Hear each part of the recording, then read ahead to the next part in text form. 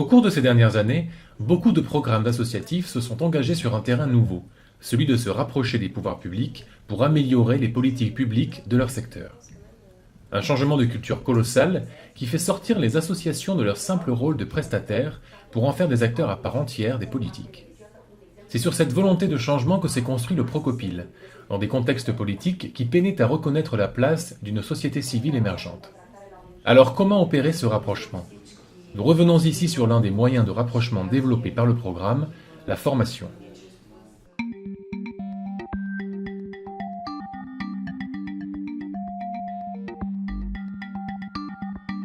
Au début, vous le savez très bien, donc les ONG étaient financées de l'extérieur, par les différents États, en fonction des différents partenariats qu'on a eus. France, Grande-Bretagne, je ne sais pas, donc beaucoup d'ONG, y compris ONG américaines. C'était une sorte d'explosion vraiment du fonctionnement, de la création du fonctionnement des ONG en Roumanie. Et la protection de l'enfance a été l'un des terrains les plus peuplés, disons, par des ONG. Ils ont commencé à offrir des activités ou des services immédiats, en urgence, de donner, de répondre aux problèmes des personnes, des adultes, des enfants, à ce moment-là, qui était une sorte de réponse immédiate. Du coup, et là, à mon avis, là, c'était une erreur de notre côté, des associations. Pourquoi? Parce que avec ça, l'État a commencé à se relaxer petit à petit. Et je parle du domaine social plutôt. Les premières notions du domaine très spécial, inclusion scolaire, réhabilitation, inclusion des enfants, ça c'est des notions amenées vraiment par les ONG.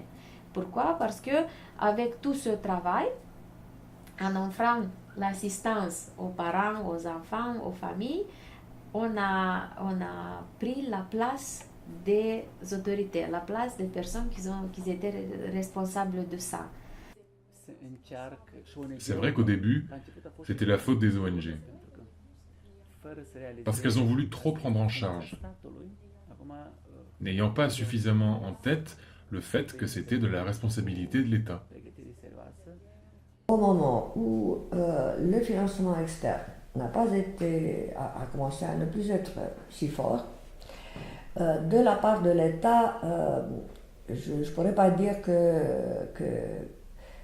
qu'on parle d'un soutien important et qu'ils ont vraiment vu le rôle extrêmement important des ONG en Roumanie.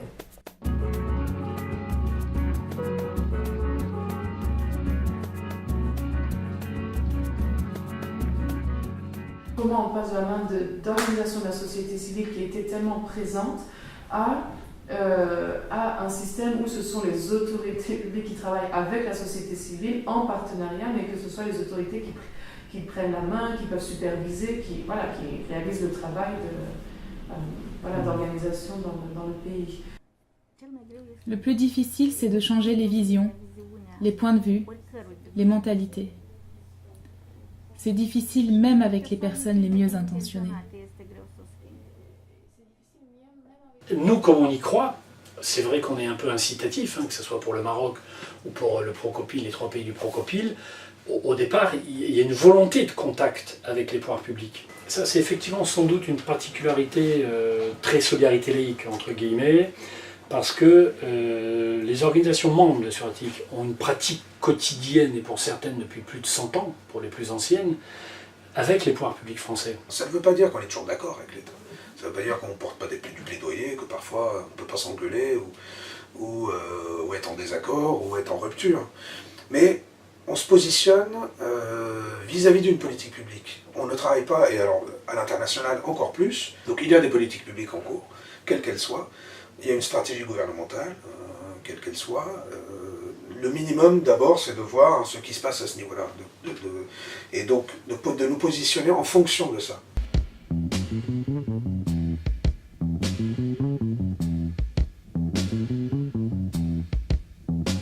Si vous regardez notre législation, nos méthodologies, nos data, ce qu'il faut faire, c'est tellement impeccable que au moment où vous venez sur le terrain, vous voyez qu'est-ce qui se passe, il y a vraiment une différence énorme, vous êtes effrayé. On n'a pas essayé par Procopil changer la législation, on a essayé de changer les pratiques et puis changer la législation, venir avec des bons exemples au niveau pratique et changer au niveau central quelque chose. Parce qu'en Roumanie, en fait, la mentalité, c'est il faut changer la législation. On a changé la législation chaque année. Chaque année, on a changé une législation, ou santé, ou éducation, ou protection de l'enfant. On a changé chaque année une législation. Mais ce n'est pas ça le problème de la Roumanie. Le problème, il y a en fait une mentalité qui est discriminatoire.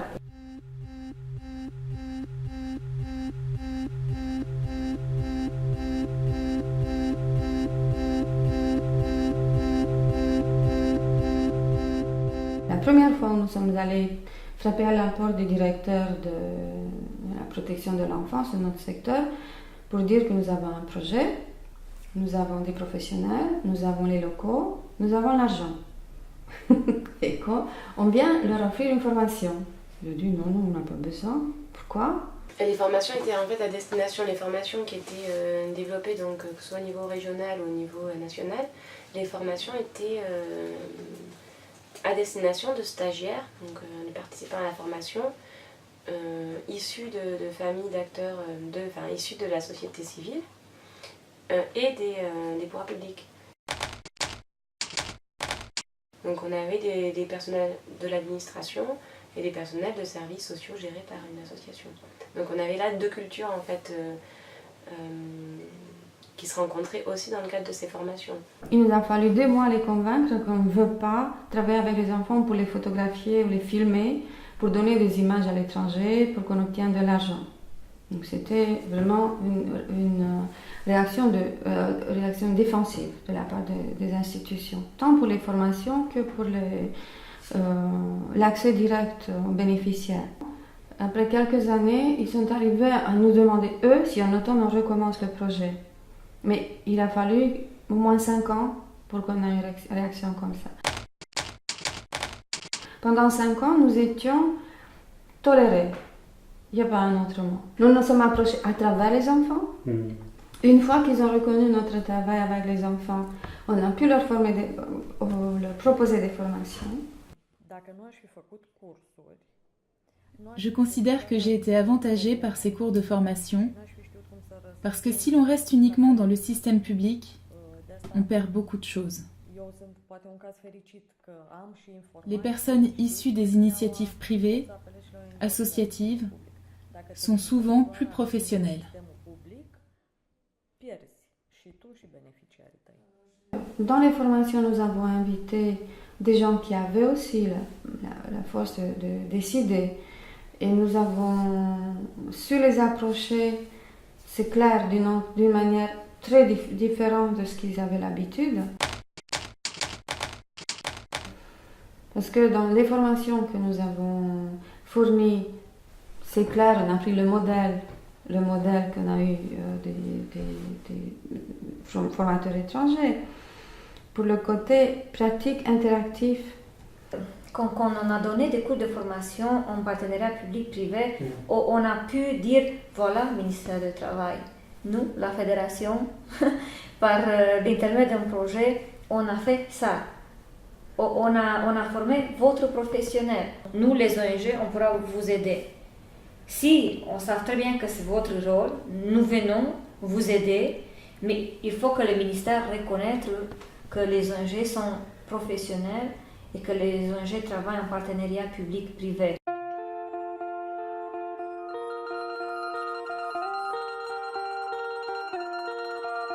On a essayé pour un projet de la fédération faire un protocole de collaboration avec le ministère. Et bon, on a laissé le protocole, on a mis les noms de secrétaires d'État pour signer. On a changé 4 fois ce protocole parce que le secrétaire d'État s'est changé 4 fois. On n'a pas pu réussir à faire un protocole parce qu'ils ont changé l'équipe. Pas que le ministre, et l'équipe. C'est bizarre, mais c'est ça ce qui s'est passé. Ici, le changement de pouvoir politique, c'est toujours avec un changement aussi des fonctionnaires, ce qui coupe la continuité des choses. Il y a toujours une différence entre la partie législative théorique et la partie pratique. Et donc c'est la même chose avec ce programme. Oui, c'est très bien quand on parle entre professionnels, quand on fait un bilan et on voit bien qu'au niveau local il y a des progrès, mais quand même la pénétration au niveau du système général n'est pas...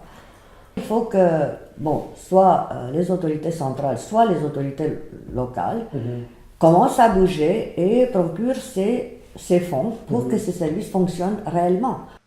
Au-delà de l'échange et de la formation sur les pratiques, les membres du Procopil ont également cherché à faire bouger le cadre de l'action publique, au niveau local et au niveau national, en participant à la construction des lois, en organisant une veille sur les besoins, en faisant participer les bénéficiaires. C'est les complémentarités de ces liens au pouvoir public qui ont permis de construire une collaboration sur la durée.